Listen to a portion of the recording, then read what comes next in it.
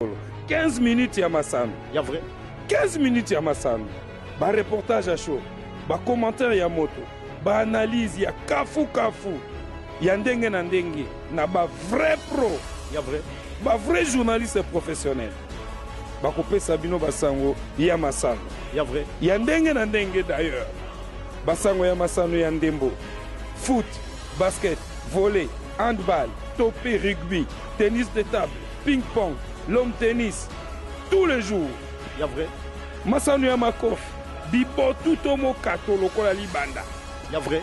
Boxe, karaté, judo, taekwondo, shokando shosho, jujutsu, c'est na 15 minutes ya masano tous les jours banda lundi puis samedi. Ya vrai.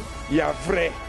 Dimanche tozali na esengo ya kobanda na bino lisusu poso oyo na 15 minutes ya masano lundi le 23 octobre 322e numéro mbangu pema système baka mondongo tozolanda sikoyo 323e numéro pour na lobby to un mois ba complot mike pour na décourager biso to ando sauter yango to ba no leka na vitesse lokola tout puissant Mazembe ndenge a pesi biso suka na plaisir na ndenge akei na finale deux finales de suite 2 années et puis tout puissant Mazembe ndebo yebi ba yebi ko beta finale il ne joue pas les finales il les gagne ndenge pe tozo tia motema to la tsape bino eloko ya sika couverture sportive ya proximité oyo ezali musala 15 minutes à masano en sport boye biango nini yango botunanga nini yo na 15 minutes ya masano kaka 15 minutes ya masano. Ya vrai. Jamais ezala, jamais salama na TV moko awa na leo.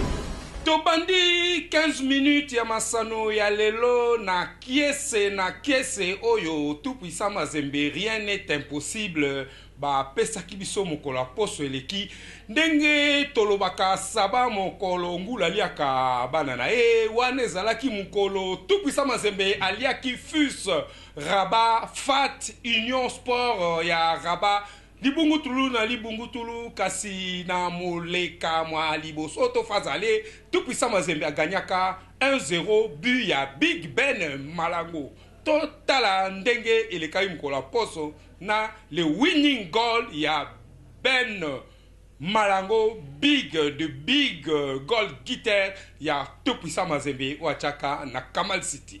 Lisanga ya tupisa Mazembe yengumba Lubumbashi ezwinzela tope ezali qualifié pona koyanola na deuxième finale ya Coupe des Confédérations africaines ya football oyo kosangisa bango na babeti ndembo ya lisanga ya Super Sport ya Afrika ya Sudi. Elonga ya lisanga ya tupisa Mazembe ezali bongo bolandisa mana lisano ya mokolo maposo molekili ya lisangisaki bango na baninga na bango ya Fat Union Sport yekolo Maroc. Na yango bosimba te lisano ya mokolo mwango lisukaki na libungu tulu epai nepai kuna na libanda ya masano ya complexe Moulay El Hassan yengumba Rabat. Epai esusu boyeba te lisano liango lizalaki nde ya moleka mwa mibale epai wapi tomonaki bozongi ya mobeti Joel Kimwaki na bokasi bonso pamba te asalaki penza mikolo mike azalaki lisusu kobeta to pe koyanola na masano ya lisangali ya ye te po ete azwaki mwa ngonga ya kopema mpo na bokolongonu bwa nzoto tika tokondolola na bino ete lisano ya moleka mwa yambo to pe match ale lisanga ya tupisa Mazembe eyebaki bongo na kolonga lisanga ya FUS na mongete moko na libungu tulu oyo etiamaki na mobeti Ben Malango kuna na libanda masano ya Kamalondo yengumba Lubumbashi na yango boyeba te nsima na lisenga ya tupisa Mazembe kozala qualifié po na deuxième finale ya CAF ezwi nzela ya kozonga na ngumba Lubumbashi te kasi babeti ndembo ya lisenga lina batikali bobele na ngumba Rabat po na kokoba na malakisi ya kolengele lisano ya suka to pe finale oyo ekosangisa bango na lisenga ya Super Sport mokolo mwa zomi na sambo ya sanza ezali koya po na lisano ya moleka mwa yambo to pe match ale pe lisusu mokolo mwa tukumi bale na minei bobele ya sanza ezali koya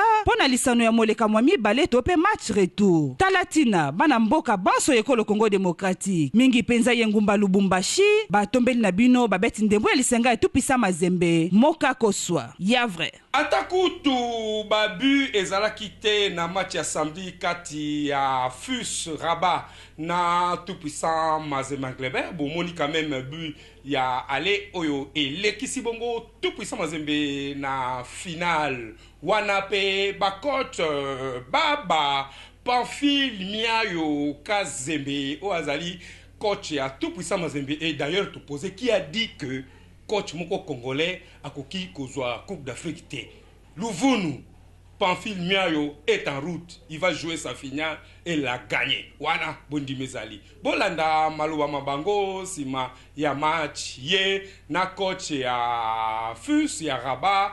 Comme on a Walid Regragui Oyo a sali 3 ans kuna 2 fois 2 finales 2 demi-finales 2 fois comme na demi-finale Kasazo Longwakaka faut que banaye a obeta pe finale. Sima ya bole kibongo tout puissant Mazembe Anglebert na final. Sima ya match basuka kibongo libungu tulu na libungu tulu mokolo mwa poso eleki na complexe Moulay Al Hassan. Ba coach babale ba pesaki maloba na ba panzi sango. Bongo mpo na Pamphile Miayo Kazembe oyo asepelaki mingi na ndenge bana baye ba respectaki bongo philosophie tactique ya match.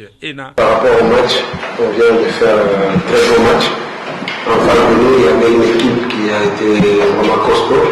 Ils ont poussé, ils ont cherché partout le moyen pour marquer. C'est comme je l'ai dit hier à la conférence d'avant-match. J'ai dit que ce match-là devait se jouer beaucoup plus tactiquement et mentalement. C'est ce qui a été fait. Courage à l'équipe des FUS et des joueurs, y compris l'entraîneur, parce que ce qui est arrivé, c'est la loi du football. Il y a toujours une équipe qui devait passer entre les deux. Et aussi, félicitations aussi à mes joueurs qui ont été aussi excellents. Tactiquement, ils ont essayé de respecter des consignes qu'on leur a données. Et voilà, enfin, c'est la qualif qui a été pour moi. Personnellement, la qualification est méritée. Nous avons mérité cette qualification. Comme je l'ai dit, qu'on avait gagné chez nous 1-0, qui n'était pas un mauvais score non plus. Et aujourd'hui, nous venons de confirmer notre qualification. Asengi se na ba Congolais ba soutenir bango pote tout puissant Mazembe alonga lisusu mbala ya mibale coupe ya confédération qui a dit que un coach congolais akoki ko longa te coupe ya Afrique coupe ya confédération biso tondimi Pamphile Miayo Kazembe baba akoki kolonga yango po ayebite mosala azali kosala esengelemi nambano ongambo ya ye coach ya FUS Rabat Walid Regragui ye andimaki bongo pe alobaki te tout puissant Mazembe azali solo mokolo pe alakisi bango esika mayele mabango masukaki. Félicitations à TP Mazembe, bravo, on est tombé sur une belle équipe, une des plus fortes bien organisée avec des bons joueurs qui vont très vite devant. Je pense qu'il mérite la qualification. Match aller déjà il rajouta la compétition. On a la possession, on a la courant, mais on les a pas inquiétés plus que ça. On ne s'est pas créé beaucoup d'occasions. Ils étaient bien en place solide. Quand on a fait contre-attaque, quand on a rien la fin. Ils auraient pu nous tuer. Donc, pas de regret, ça, lui, on est tombé sur plus fort, il faut l'accepter. Boyeba été pour la finale, tout puissant Mazembe akutani bongo na Super Sports ya Afrique du Sud, oyo bakutaka na ye bongo na 8e de finale, boyebite esukaka mibale na mibale boka Lubumbashi pe libungu tulu na libungu tulu kuna o Afrika du Sud. Bongo bala oyo bakokutana lisusu, boyebite ndenge kosuka. Kasi bondimi na 15 minutes masano, ezala kaka na rien n'est impossible au tout puissant Mazembe ya vrai. Pour tu kolanda ba coach avec équipe mibale wana Miayo Pamphile Baba Kazembe na Walid Regragui oyo azali bongo kokamba équipe ya FUS ya Rabat oyo ezali 3e année nango et puis na 3 fois participé na coupe ya confédération abeti 2 demi-finales les équipes à suivre en tout cas Kolongo la Fat Union Sport ezantsakave to bwaka imwa miso po ba recherche kaka toyeba équipe wana ya FUS ya Rabat nini tokoki ko retenir na kati ya équipe oyo tout puissant Mazembe alongoli équipe ya Fat Union Sport ya Rabat Tofus na Bokuse oyo azoyamba TP Mazembe Kalate pour na match retour ya demi-finale ya coupe ya Confédération africaine ya football ya Mbulo 2019 2017 ezali équipe ya lelo te. Salema banda 1946 lelo ekomi bongo na mbula tuku sambo na moko na lopoto 71 ans ndenge lobambaka na ba français topé 71 années po na banoko ba belge. Bongo FAT Union Sport ya Rabat ebima déjà champion d'Afrique na coupe ya confédération bala moko na 2010. Bongo elekisi Kambula Sambo 7 ans oyo bazolinga kozwa lisusu nkeni wana ya Afrika. Zambi banda bazalaka kobeta bongo compétition wana sima ya kozwa bongo nkeni ya Afrika na 2010 balongwa bongo na premier tour na 2011 na phase ya groupe baleka sima ya mbula mibale na 2013 wana bakoma penza na suka ya moto. Banda 2013 wana penza bakoma na suka ya moto banda bazwa bongo coach oya bango ya sika oyo bazali na esiko na kombo ya Walid Regragui oyo akoma kokamba bongo ekipe ya FUS ya Rabat banda le 8 mai 2014. Akokisi sika mbula misato na ekipe wana pe mbala na mbala mbula na mbula azobeta kaka Coupe d'Afrique pe azokota chaque fois na deuxième tour neti na 2015. Na mbulo eleki oyo tout puissant Mazembe azwaki bongo coupe ya confédération na 2016 coach Walid Regragui akomisaki FUS ya Rabat na demi-finale. Ezala ekutu babeta finale na Mazembe kasi balekaka te. Wana ilingi koloba ete ekozala ntsaka ve po na tout puissant Mazembe oyo bazoyamba bango na équipe moko oyo ezali bongo na forte progression en puissance na ba joueur expatrié oyo bazali minei 2 Ghanéens, 1 Camerounais na Ivoirien moko. Bango nyonso babetaka kaka na équipe wana. Pola As Manda aussi azali Ghanéen, Mamoun Yansan azali pe Ghanéen, défenseur, Brahima Sidibé attaquant ya Cameroun na Lamine Diakité oyo azali bongo milieu de terrain ya Côte d'Ivoire. Zali kolobate Mazembe akozala na pete soki mokete kasi ondimezali kaka côté congolais. On a tout puissant Mazembe, rien n'est impossible. Puis tout puissant Mazembe n'est pas né de la dernière pluie. Il y a vrai.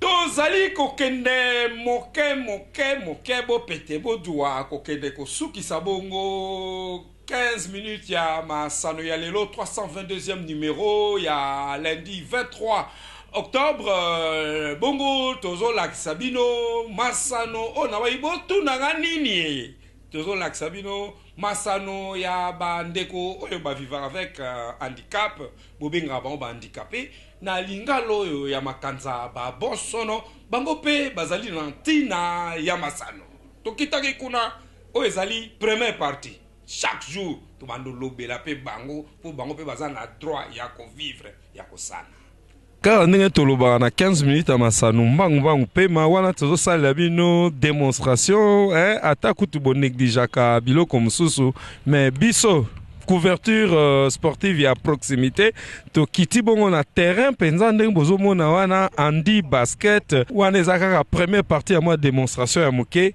to ko banda bozanga te komi neti biso pe il faut to contribuer les handicapés personnes vivant avec handicap bazana ba même droit na biso yango wana il faut ko accompagner bango yango wana il faut ko sala ke bayeba o pe bango bazo sala ndenge capitaine a ko pesa moi malobawa a ko se présenter et puis a ebisa biso tout monde alati kitoko na drapeau emblème ya comité olympique congolais mbona ngai Bokota Gabi. Bon, activité na ngai ya sport na salaka na beta basket ya fauteuil roulant. Bon, na beta na salaka pe athlétisme. Bon, na beta pe tennis de table. Bon, ba sport ngo za mo ebele. O na salaka. Comme nga Miguel naza athlète ya handi sport. Na salaka basket ya fauteuil, javelot, na poids athlétisme. Juste pour aider biso kaka moyen de déplacement la biso.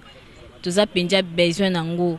baoyo baza mpenza bazomona lobi ya basket ya handicapé to basket ya oyo tozosala ya siforteuil basket obisala ya basket oyo eza nde mona bavalide eloko edifférencie biso mpo biso tofandi bango batelemi même ano même terrain même mambaso tosala bango biso mpe tosala yango tokomi na suka ya 322e numéro ya lelo lundi le 23 octobre nini yango tokoki kotikala yango boye baye tolobaki mingi esengo oyo tupisa mazembe apesi biso totalaki mpe miso kuna na commission de gestion mpo tolobi ke balingaka kosala lelo basala mpo tokotala bango visiolongo simele tomemaki mpe bino mpona kotala masano ya baninga na biso babosono boboto omboka bino lobi rediffusion à 9h45 soki olingi tokoma omboka yo total équipe na yo reportage numéro ezali awa benga biso totindela biso sms biso kendaka bipai nyonso botika malamu obotomboka bino bakombinaison na bango bagene na bango ya moke wana ya kodimile sote bango kudwa